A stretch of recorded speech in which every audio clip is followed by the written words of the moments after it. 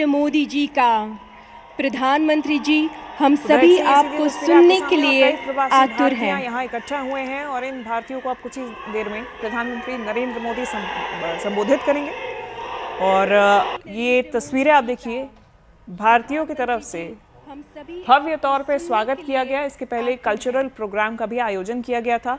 प्रधानमंत्री नरेंद्र मोदी के लिए खास कल्चरल प्रस्तुतियां भी दी गई, उसकी तस्वीरें भी सामने आई हैं। नेदरलैंड्स में ये जो दौरा है व्यापार और निवेश के लिहाज से बेहद महत्वपूर्ण माना जा रहा है और भारत अपना बिजनेस एक्सपैंड करने के लिए, निर्यात बढ़ाने के लिए भारत माता की, भारत माता की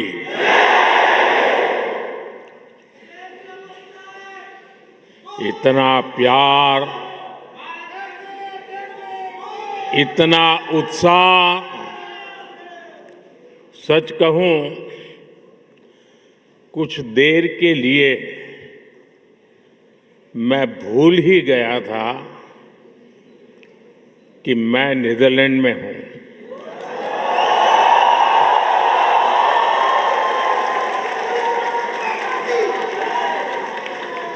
ऐसे लग रहा है जैसे भारत में ही कहीं कोई फेस्टिवल चल रहा है।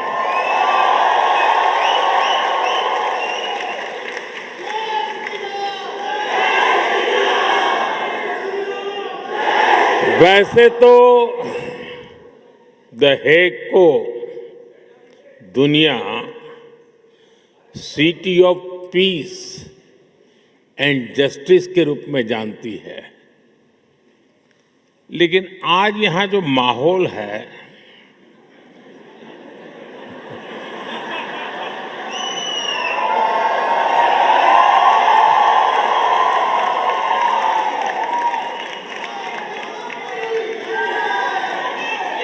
इस माहौल को देखकर लग रहा है कि the Hague living symbol of Indian friendship बन गया है।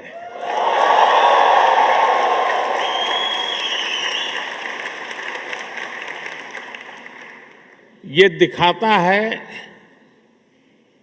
कि पासपोर्ट का रंग तो बदल सकता है,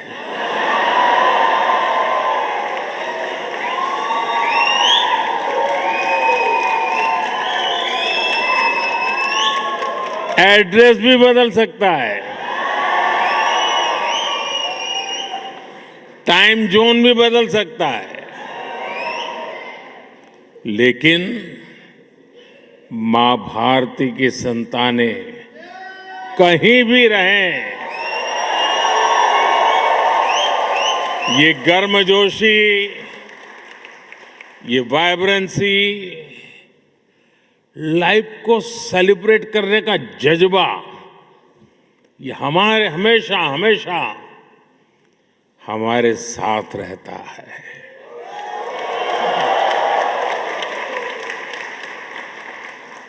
मैं आप सभी का इस वार्म वेलकम के लिए बहुत बहुत आभार व्यक्त करता हूं।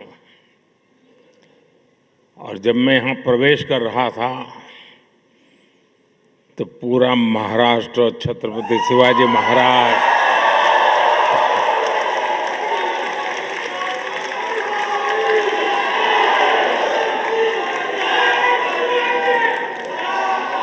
और मेरो प्यारो राजस्थान,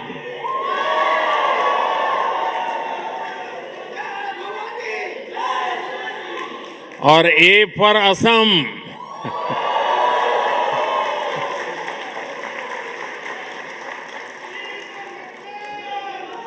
साथियों, आप सभी से मुलाकात के बाद आज मुझे हिज मैजेस्टी द किंग और हर मैजेस्टी द क्वीन से मिलने का अवसर मिलेगा। इसके साथ ही प्रधानमंत्री राव यतेन से भी विस्तार से कई विषयों पर चर्चा होगी। बीते वर्षों में जब भी मेरी नीदरलैंड से यहाँ के लीडर से बात हुई है, ये हमेशा भारतीय डायस्पोरा की बहुत प्रशंसा करते आए हैं।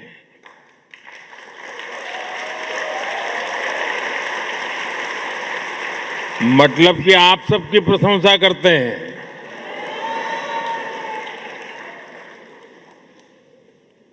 आप नीदरलैंड्स के समाज और यहाँ की इकोनॉमी में जो कंट्रीब्यूट कर रहे हैं, उस पर हर भारतवासी को गर्व है। मैं आज इस अवसर पर नीदरलैंड की जनता का, यहाँ की सरकार का आभार व्यक्त करता हूं। मैं यहाँ की जनता को 140 करोड़ भारतवासियों की तरफ से अपनी शुभकामनाएं देता हूं।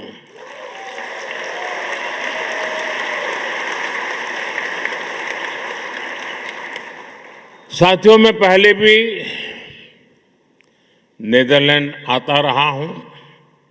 मेरे पुराने साथी महर्षि महेश योगी के सारे सदस्य यहाँ बैठे हैं।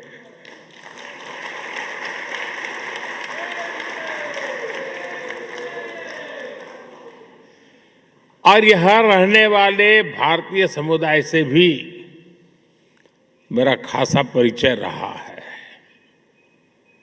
यहाँ बैठे अनेक परिवारों की कहानी केवल माइग्रेशन की कहानी नहीं है, ये एक संस्कृति की, आस्था की,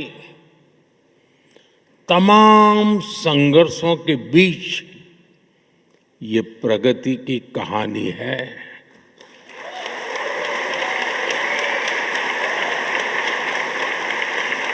उस दौर में तब किसी ने सोचा भी नहीं था कि 2 महासागर पार करने के बाद भी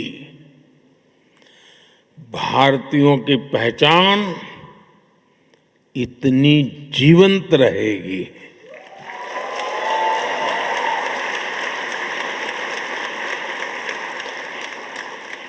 आपके पूर्वज बहुत कुछ पीछे छोड़कर आए थे,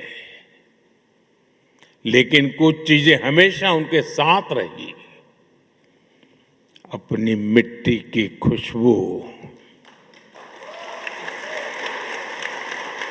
अपने त्योहारों की स्मृतियां, भजन की धुनें और अपने पूर्वजों के संस्कार। साथियों, मानवता का इतिहास साक्षी है कि समय के साथ अनेक संस्कृतियां मिट गई, लेकिन भारत का डाइवर्स कल्चर आज भी अपने लोगों के दिलों में धड़कता है।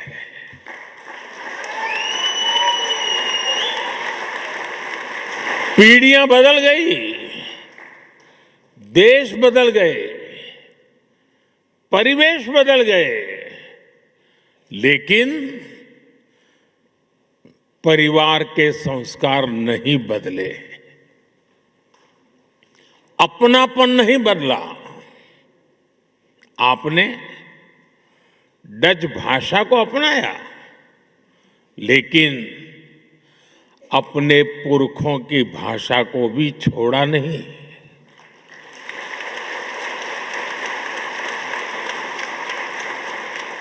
हमारे कम्युनिटी रेडियो स्टेशंस यहाँ बहुत पॉपुलर है, और इन स्टेशंस के माध्यम से भारत का संगीत और संस्कृति भी डच फैमिलीज तक पहुंच रहे हैं। द गांधी सेंटर हो या फिर अलग अलग शहरों के स्कूल, आप अपनी संस्कृति को भावी पीढ़ियों तक पहुंचा रहे हैं और ये बहुत ही सराहनीय है। आप सब अभिनंदन के अधिकारी हैं। साथियों, आज 16 मई है और ये दिन एक और वजह से बहुत विशेष है।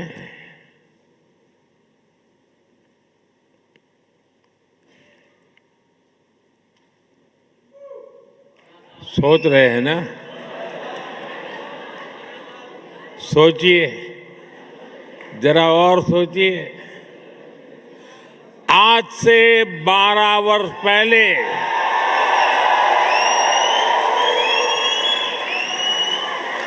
2014 में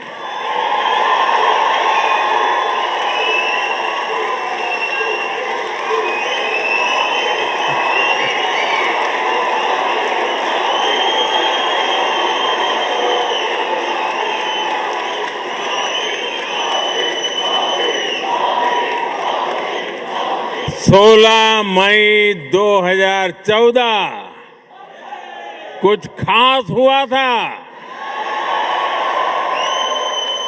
2014 में